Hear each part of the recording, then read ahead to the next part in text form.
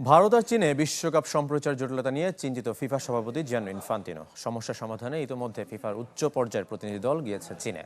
আর সম্প্রচার সত্ত্বের উচ্চ মূল্য আর রাতের খেলাকে অজুহাত বলছেন এএফসি নির্বাহী সদস্য সাজি প্রভাকরণ। বাংলাদেশেও কাটেনি ফুটবল বিশ্বকাপ দেখা নিয়ে শঙ্কা।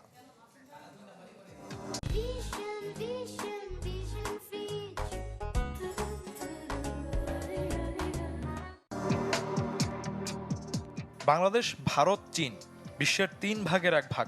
জনসংখ্যার বিচারেও পৃথিবীর বিরাট এক অংশ, অথচ বিশ্বকাপ ব্ল্যাকআউটের শঙ্কায় এই অঞ্চল।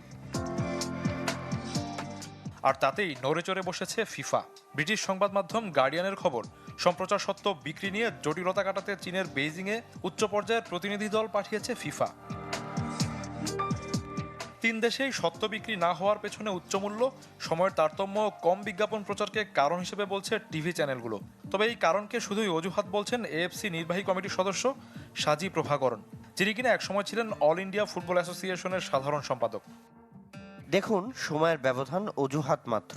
চ্যাম্পিয়ন্স লিগ আর বিশ্বকাপ শুরু হওয়ার সময় একই রকম। এমন নয় যে ভারতের ফ্যানরা আগে মধ্যরাতে বিশ্বকাপ দেখেনি। ভারতের দর্শকপ্রিয়তার শীর্ষে ক্রিকেটের সত্ত্ব কিনতে বিপুল অর্থ ব্যয় করতে হয়, সঙ্গে বিজ্ঞাপন প্রচারের সময় ও সুযোগও থাকে বেশি, যে কারণে ফিফাকে চড়া মূল্য দিতে চায় না দেশটির কোনো ব্রডকাস্টার।